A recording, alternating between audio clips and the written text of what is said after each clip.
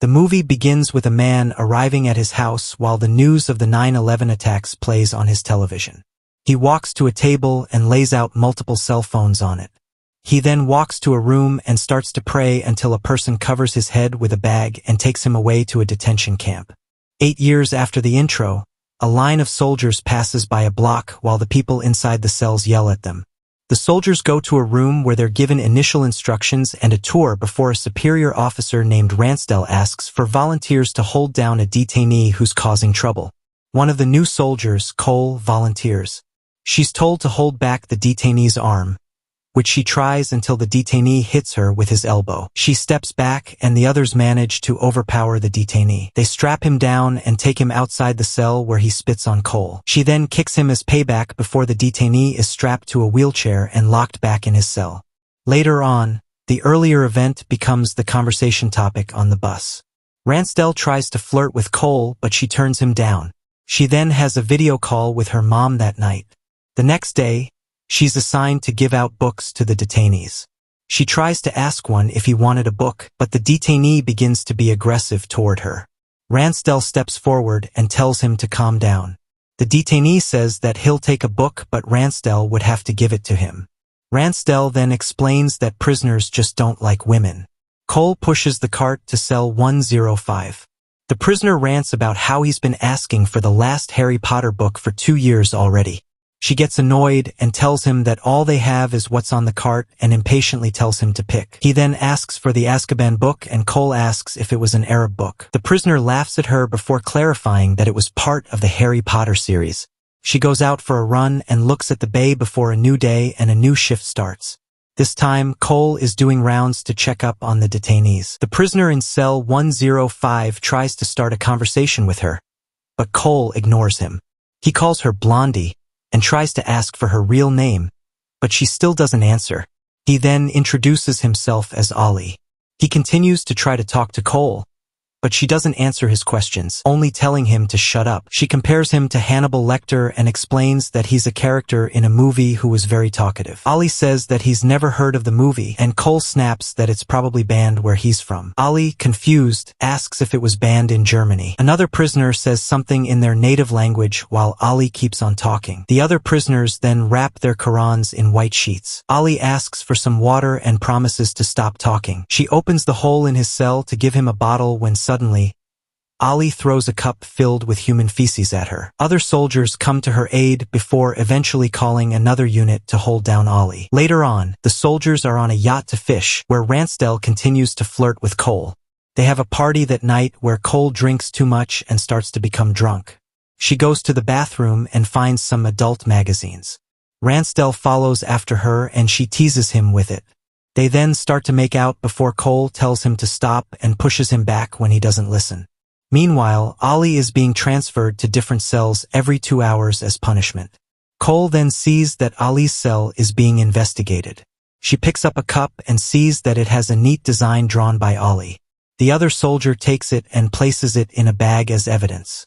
She leaves and sees Ollie, tired and being dragged back to his cell by 2 guards. Cole then sneaks to find Ollie's file. She flips the papers over and finds pictures of him unconscious and injured. The last picture shows a pair of hands seemingly holding his face up. She then looks at his records and sees that he had multiple offenses already. She sees the brevity code, Alfred Hitchcock, on the block and asks a fellow soldier what it means. He explains that it meant a psychiatrist visited the detainee. She thanks him and leaves. As he goes back to playing solitaire on his computer during lunch, another soldier named Cruz sits down with Cole. She asks him if he's ever read Harry Potter. He scoffs at her and says that he hasn't before asking why. She quickly dismisses it. During rounds, Cole glances at Ollie and sees that he's solving a Sudoku puzzle. Ollie then starts to contemplate before he stands by the glass and asks her if she knows Sudoku. He then tells her that he's finished all the Sudoku books in there, so he had to make his own. Ollie starts a conversation about Sudoku before mentioning that he attended university. He tries to give it to her, but she turns it down, saying that it's against the rules. Ollie then starts to become angry. He starts to rant before sarcastically telling Cole that the Sudoku was a secret message, so she was right to be scared, before flushing it down the toilet. He then calls them the terrorists, which causes Cole to angrily tell him to keep quiet. Cole then tells him that the Harry Potter book he's looking for isn't in the library despite what another guard had told him. He then apologizes for being persistent about the book and tells her that not knowing how things were going to end is driving him crazy. The prisoners have a prayer in their cafeteria while the soldiers have a flag-raising ceremony. 8 months later, Cole tries to convince the prisoners to eat as they are on their 5th day of a hunger strike. None of them take her offer, and she then tells them that they know what's coming next. Later, one of the prisoners is taken out of his cell and strapped down before having an M4 inserted inside him. A higher-ranking officer asks the other soldiers if they know why the prisoners are refusing to eat. Cole then tells him that she's heard that he wants to have an elliptical machine. The officer enters the block and talks to the prisoner. Their request is granted. Cole watches over Ollie as he kicks a ball inside a cage. She then asks him if he'd ever used the elliptical machine, to which he says no and that none of the prisoners would use it. She then asks why, and he says that she should just ask the prisoner who requested it, named Mahmoud.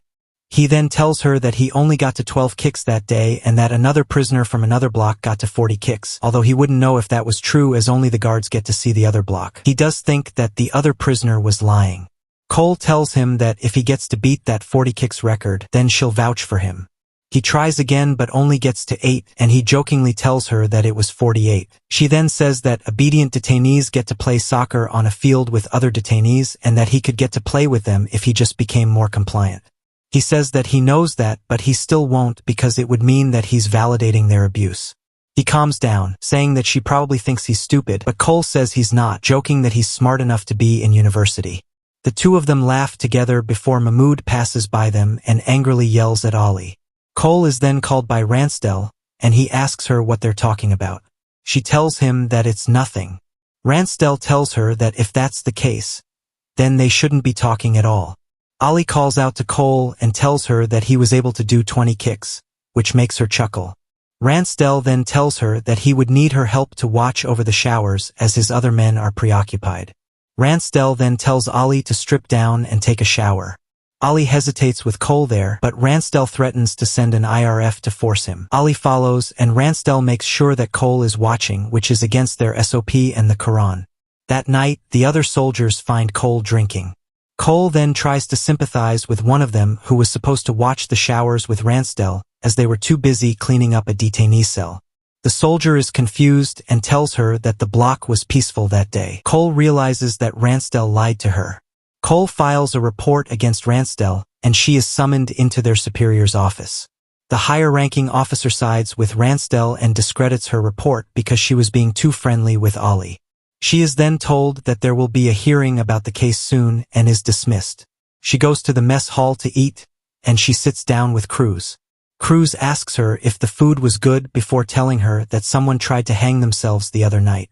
Cole is confused as the detainees are closely guarded by the soldiers. Cruz then tells her that it wasn't a detainee that attempted but a guard who managed to survive. Cole starts to say that she feels guilty, but Cruz shuts her down, saying that she's being manipulated by the detainees. He then leaves, and Ransdell passes by her to taunt her. She continues to do her job as a guard, although she starts to grow more sensitive towards the situation of the detainees. She also becomes more isolated from the other soldiers. While cleaning a cell, Cole gets news that she's being transferred to the night shift. Meanwhile, Ollie looks at the clock outside his cell and is confused because Cole isn't there. He asks if the clock was on the right time, to which the soldier there tells him that it is. He then asks the soldier where Cole is, but he doesn't get an answer. During the night shift, Cole passes by Ollie's cell during rounds and sees that he's asleep. She walks away before Ollie calls out to her and gets up. Cole tells him to go back to sleep, but he says that he never gets any decent sleep anyway. He tries to ask why she's there but stops because he knows that she's not allowed to say. Cole then explains that she snitched on someone. Ollie doesn't know what the word snitch means and thinks it's a Harry Potter reference. She tells him the meaning of the word.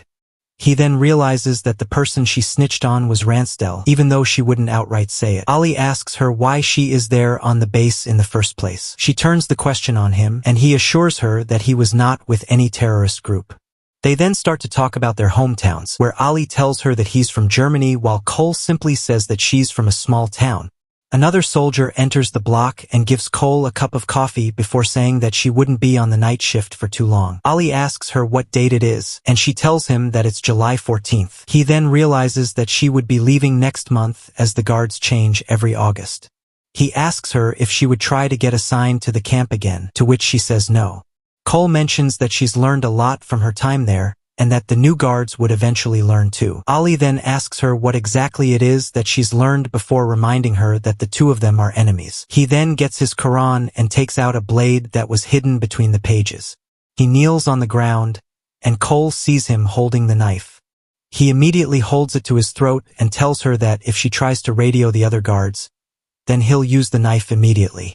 She tries to talk him down, but he tells her that he's tired of being imprisoned there, saying that he's barely even living anyway.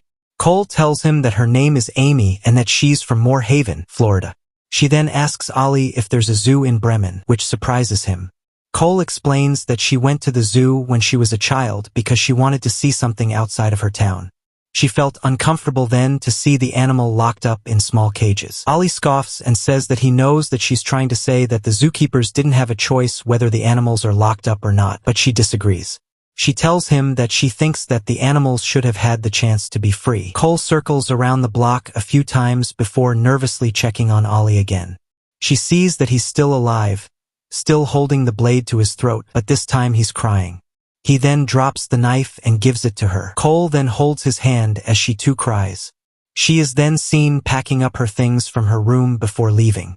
Ali lies down on his bed before a soldier knocks on his door. He gets up and sees that it's a new soldier who's trying to give out books to the detainees. Ali starts to taunt him before noticing something in the cart.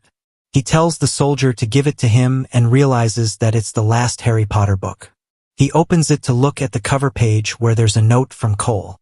The movie ends as Cole is leaving the camp while Ali sits on his bed and starts to read the book he had been waiting to get for years.